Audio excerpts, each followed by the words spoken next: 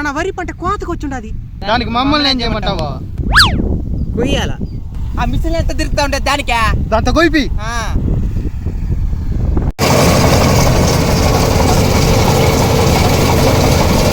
మొత్తం కొయాల్సి మళ్ళీ ఈ గెను పక్కన వదిలేస్తుంది. దాని కొయ్యాల. గెను పక్కన వదిలేస్తుందా? అది ఇంత దుడ్డు ఇచ్చి కొయిపించేది దానికే. కరెక్ట్, ఇది కరెక్ట్ గా చెప్పావయ్యా. గెను పక్క వస్తే మట్టి తగిలి బ్లేడ్లు పడతాయి కాబట్టి ఒకరు వదిలేస్తారు. దాన్ని కొయ్యాలా. మట్టి తగిలితే పోయే బ్లేడ్లు ఏం వేసేది? అంత దుడ్డు తీసుకున్నప్పుడు మంచి బ్లేడ్లు కదా వేయాలా? అది కోత మిషన్ వాళ్ళు అడుక్కోగానే మీరు ముందు కొయ్యండి రండి. చిటికలే ఏమి ఎలుకలు పడుతున్నారా? ఏంటి బ్రో అంత మాట? ఏదో ఎగ్జిబిషన్కి వచ్చిన మరగుండా అది. అది మరగేసుకోకూడదు. కాలర్ ఏడు దాకా వేసుకుంటే ఇదంతా దొరద పుడుతుంది. ఏడు దాకా వేయాలా. ఈ గుడ్డ ఉన్నది ఇటు కట్టాలా. ఏమిది సంకల గుచ్చుకునేసిందా? It's laughing time. కానివ్వండి.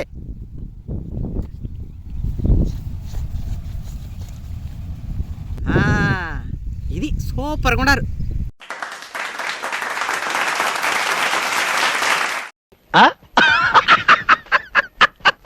పోయండి.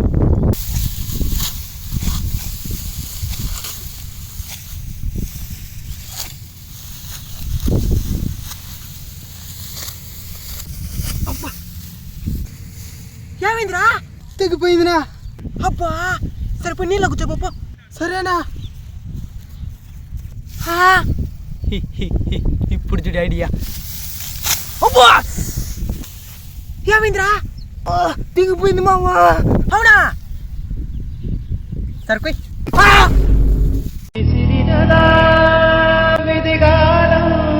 ఎవరి బాధరా? వాడు మాత్రం చేసి పట్టుకుని నేను లేదు.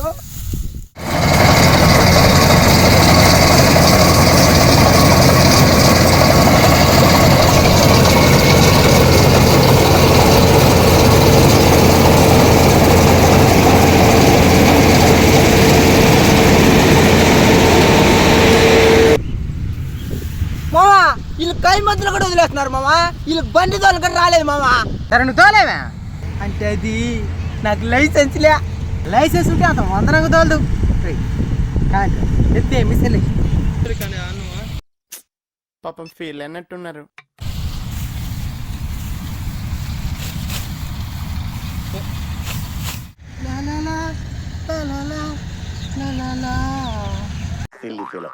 మోస్ట్ ఎంటర్టైన్మెంట్ ఫీల్ అవుతున్నాడు. నీ పని బాగుండదురా. మొత్తాన్ని తగ్గొసుకున్నావో అలాగే చెట్టు కింద కూర్చోండు. ఏం ఆలోచిస్తున్నావా? అంటే అది అప్పుడు నుంచి మిషన్లే చూస్తున్నాను. అది వైర్పూరి మొత్తం తినేస్తున్నది, వెనకాల గడ్డి వేస్తున్నది. ఒట్లు ఎక్కడికి పోతున్నాయ్యా? తిరుమల తిరుపతి దేవస్థానానికి పోతున్నది. ఎక్కడికి రా? నేను కూడా ఎగ్గిన మిషన్లో దూకినాను అనుకో, ఎంకన్న దగ్గరికి వెళ్ళిపోవచ్చు. ఎంకన్న దగ్గరికి బావు, యమధర్మరాజు దగ్గరికి పోతావు.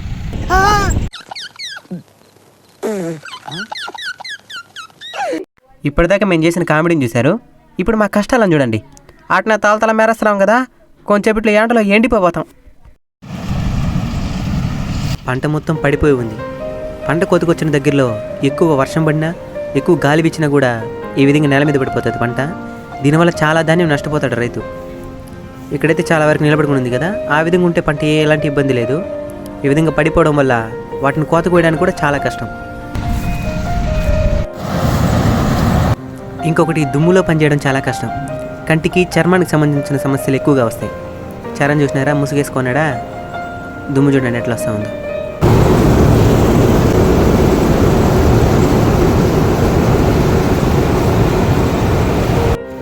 గిరి ఏం చేస్తున్నాడంటే, కోత మిషన్ కొన్ని వరి కంకులు వదిలేస్తుంది కదా, వాటిని కోస్తూ ఉన్నాడు. కోసి ఎత్తుకొని ఆ మిషన్ తిరిగే ప్రాంతంలో వేస్తాడనమాట. మా నాయన చూడండి, ముసుగులా ఏమీలే, ఆ దుమ్ములు అట్నే పనిచేస్తూ ఉన్నాడు. రైతులకి చాలా కష్టం. ఇప్పుడైనా ఈ మిషన్లు వచ్చినాయి, ఇవి లేనప్పుడైతే చేతితో కోసి చాలా ఇబ్బంది పడతారు. యువతల మా అమ్మ ముసుగు వేసుకొని రెడీ అవుతూ ఉండదు. కష్టం, చాలా కష్టం, తప్పదు.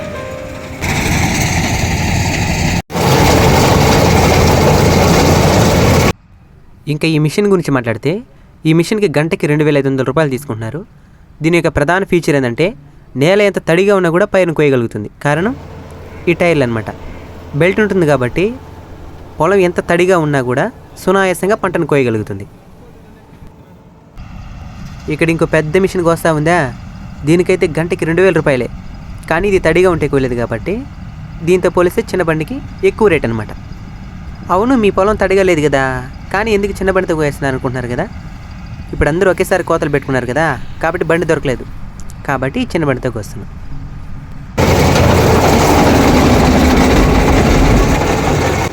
బ్లేడ్లు చూసినారా ఎంత స్పీడ్గా తిరుగుతున్నాయో. ఇవి పంటను కత్తిరిస్తే పైన తిరుగుతున్న భాగం అది మిషన్ లోపలికి నెడుతుందన్నమాట. ఈ మిషన్ని డ్రైవ్ చేసే వాళ్ళు కూడా చాలా కష్టం. మనం ఒక గంట సేపు రోడ్డు మీద బండి తోలుతూనే నడుము నొప్పి వచ్చేస్తుంది. అలాంటిది వీరు గంటల తరబడి దుమ్ములోనే తోలుతారనమాట. కూటి కోసం కోటి విద్యలు. ఊరే ఊరే ఏం తెలియదు, డ్రైవర్ లేకపోయినా కూడా జమ్మనకు వస్తున్నది. అనవసరంగా డ్రైవర్ కూలి ఇచ్చినవా?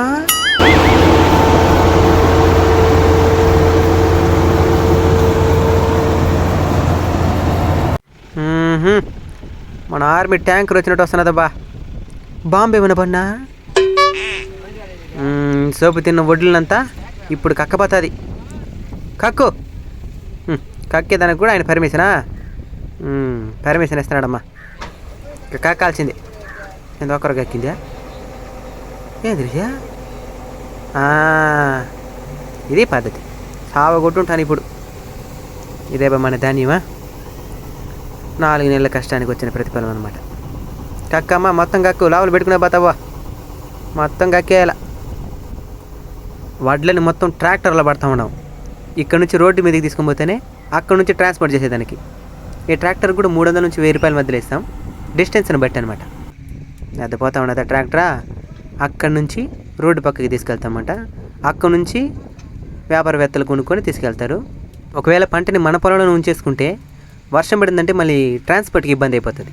కాబట్టి కోసిన వెంటనే రోడ్డు పక్కకి తీసుకెళ్తున్నాం అనమాట. ఎవరు మనమా? ఇంటెలిజెంట్ పర్సన్స్ కదా. వరి కోత పూర్తయిన తర్వాత మిగిలిన ఈ గడ్డిని ఏం చేయాలంటే సొట్టలు చుట్టాలి. సొట్ట అంటే తాగి చుట్ట అనుకునే పోతారు. ఆవులకి గడ్డి రూపంలో ఏర్పాటు చేస్తే సొట్ట. దీన్ని మనం చుట్టాల్సిన మళ్ళీ ఈ మిషన్ చుడుతుంది. అదే చుట్టి జమ్మని వస్తున్నది చూడండి. దబ్బా 40 రూపాయలు పోదా, ఊరికేం రాలేదా? దబ్బా వీడేం చేస్తున్నారా? పోసుకుంటున్నారు డ్రైవర్లా. ఎత్తుకొని మన దాంట్లో పోసుకునేద్దాం. ఒక్కరు కొట్టాడు కొడతారు. అద్దె సీట్ కింద డ్రైవర్.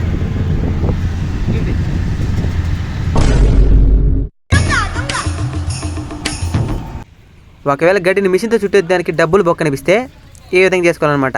కొవ్వలు రెడీ చేసుకొని ఇక్కడి నుంచి మోపు కట్టుకొని ఎత్తిపోయి బామ్ వేసుకోవాలన్నమాట. గడ్డి బామ్. ఇక్కడ ఒక మనిషి పని చేస్తున్నాడా, ఆయన ఒక సెలబ్రిటీ. ఇప్పుడు మీకు చూపిస్తామనండి. ఎండలో ఏం కానీ మళ్ళీ ఇటు తిరగండి. చెప్పండి బా. శరణ్ 2.0. శరణ్ వాళ్ళ అన్న. ఎవరు పోయినా శరణ్ వాళ్ళ అన్న అంటున్నారంటే బాధపడుతున్నాడు వీడు. వీడి పేరు సురేష్, మా తమ్ముడు. Thank you. ఏం చెప్పగలను ఇంతకన్నా? వాళ్ళ అన్న కాదు, రాకన్నా పుడికే.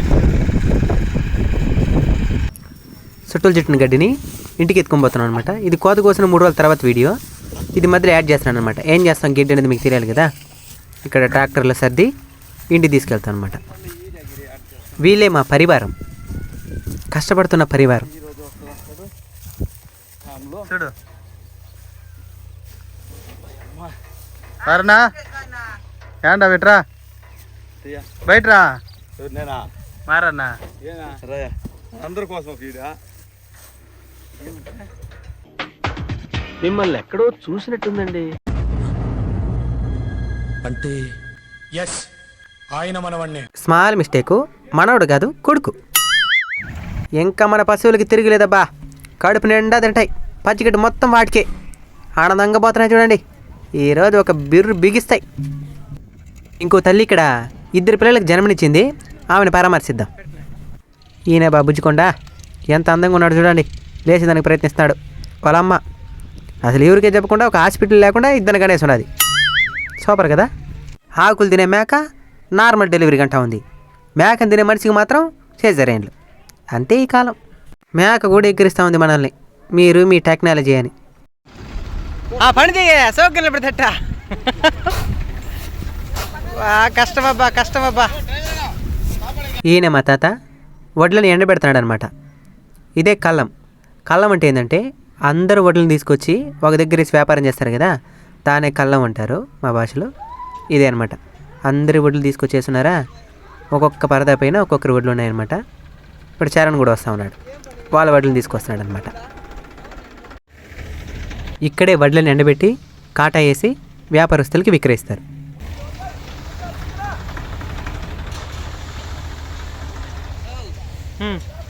ఒక బస్తా బరువు 80 కేజీలు. ఈ 80 కేజీల బస్తాగాను రైతుకి 1500 రూపాయలు చెల్లిస్తున్నారు.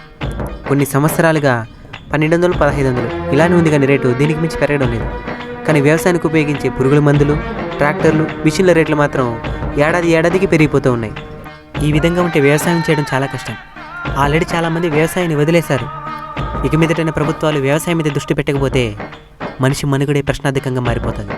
సరే మిత్రులారా, ఈ వీడియో మీద మీ అభిప్రాయాన్ని, అలానే మీ ప్రాంతంలో రేట్లని తప్పకుండా కామెంట్ చేయండి. జై జవాన్, జై కిసాన్.